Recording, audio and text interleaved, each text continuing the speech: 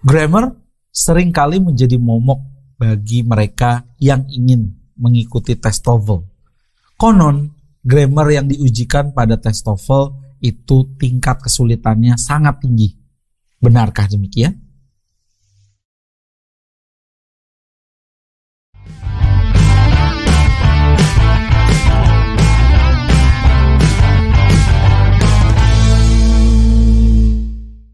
Hello everyone, masih bersama saya Ali Fikri.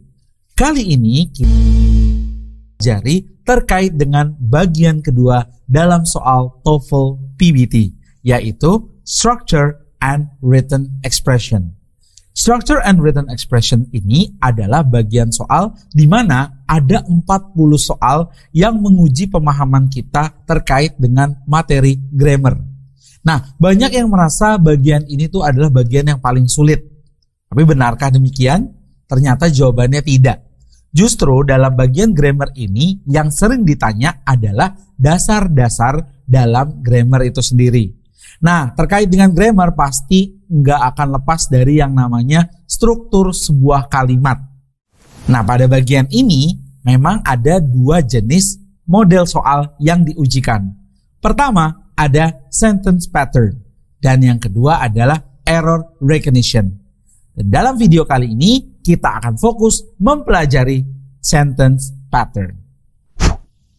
Nah, coba kita perhatikan ada salah satu soal TOEFL PBT dari structure and juga written expression, khususnya di bagian sentence pattern. Nah, kalau kita lihat kan di sini ada Alexander Graham Bell once told his family that he would rather be remembered as the teacher of the deaf, blah blah blah of the telephone. Sekilas soal seperti ini membuat kita harus memahami apa makna kalimat ini, barulah kemudian kita memilih mana di antara structure yang ada di pilihan A, B, C, dan D yang sesuai dengan apa yang ada di soal ini. Ternyata pendapat seperti itu tidak selamanya benar. Karena untuk pemahaman terhadap sentence pattern, sebetulnya kita harus paham bahwa kalimat itu tersusun atas yang namanya subjek, predikat, objek, dan juga keterangan. Nah, coba kita perhatikan di sini ada Alexander Graham Bell. Nah, Alexander Graham Bell di sini boleh dikatakan sebagai sebuah subjek. Karena apa yang disebut dengan subjek? Jadi subjek itu pada dasarnya adalah sebuah pelaku. Nah, pelaku dalam artian di sini berarti berbentuk sebuah kata benda. Nah, kata benda di sini nggak harus selalu yang namanya benda. Kita tahu bahwa Alexander Graham Bell juga merupakan sebuah kata benda karena dia berfungsi sebagai pelaku. Lalu kemudian ada kata once told. Told di situ adalah bentuk predikat. Nah, predikat biasanya berbentuk verb atau kata kerja.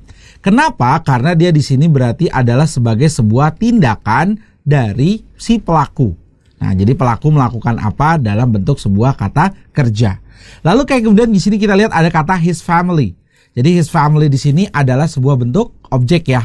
Jadi ini adalah objek. Nah, kali ini objek itu adalah sasaran. Nah, sasaran dari apa yang dilakukan oleh atau tindakan pelaku. Dan biasanya objek itu juga berbentuk noun.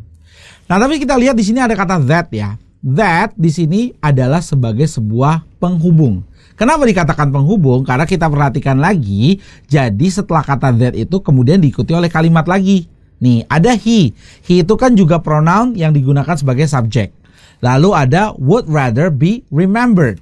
Would rather be remembered adalah bentuk predikat yang merupakan kombinasi dari sebuah modal auxiliaries dan juga bentuk verb.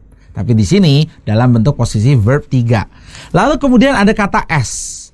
Nah, s itu apa sih? S di sini adalah sebuah bentuk preposition yang fungsinya adalah sebagai keterangan kalimat atau complement. Nah, keterangan di sini sebetulnya kan adalah macam-macam ya. Bisa ada keterangan tempat, keterangan waktu, keterangan tujuan, dan lain-lain. Dan intinya adalah bahwa yang namanya complement ini selalu diikuti oleh bentuk preposition. Preposition itu kata depan kalau dalam bahasa Indonesia. Jadi misalnya seperti in, on, at, dan di sini juga ada kata as. Nah, tapi kita perhatikan juga berarti setelah kata as ini kan diikuti oleh a teacher of the deaf. Terus juga tiba-tiba ada of the telephone. Kalau kita lihat strukturnya, berarti kita lihat di sini ada a teacher of the deaf, ya kan? Jadi sebuah struktur yang kata benda diikuti oleh kata benda. Nah, ini juga sebenarnya sama dong. Jadi yang namanya of itu sebenarnya adalah struktur dari sebuah objek atau sebuah subjek yang merupakan gabungan dari kata benda yang digabung dengan kata benda. Berarti kita tahu dong bahwa bagian rumpang di sini sebelum kata of pasti akan diikuti oleh bentuk kata benda. Jadi yang mana nih? Nggak mungkin kan yang inventing nih. Nah, tapi kita lihat juga bahwa yang namanya kata would rather ternyata juga merupakan sebuah penggunaan bentuk model yang berpasangan dengan kata than. Nah, berarti juga kita lihat kan, kalau pilihan jawaban yang nggak ada kata than itu udah pasti salah. Nah, tapi kita juga perhatikan bahwa yang A itu than inventing. Padahal tadi harusnya kalau kata of diikuti oleh noun. Berarti ini juga salah karena inventing di situ sebagai bentuk verb ing. Tapi kita perhatikan yang B. Dari segi structure atau sentence patternnya betul bahwa would rather kemudian diikuti oleh than. Lalu kemudian ada kata as-nya. Baik itu as the teacher of the deaf dan juga as the inventor of the telephone. Sehingga kita tahu jawaban B adalah jawaban yang benar. Nah, maka dari itulah paling penting dalam sentence pattern ini sebetulnya bukan sekedar kita mengetahui arti dari kalimat ini, tapi yang paling terpenting adalah kita mengetahui mana subjek, predikat, objek, keterangan dalam kalimat sehingga kita tahu bagian rumpang tersebut harus diisi dengan bagian apa. Karena itulah berarti yang harus sesuai dengan struktur pola kalimat yang benar. Nah, itulah tadi penjelasan terkait dengan apa yang dimaksud sebagai struktur dasar dalam sebuah kalimat. Selanjutnya kita akan mempelajari hal-hal yang patut diperhatikan untuk bisa memahami grammar dengan baik sehingga kita bisa mengerjakan soal sentence pattern dengan maksimal. Seperti apa? Mari kita saksikan dalam video selanjutnya. Stay tuned!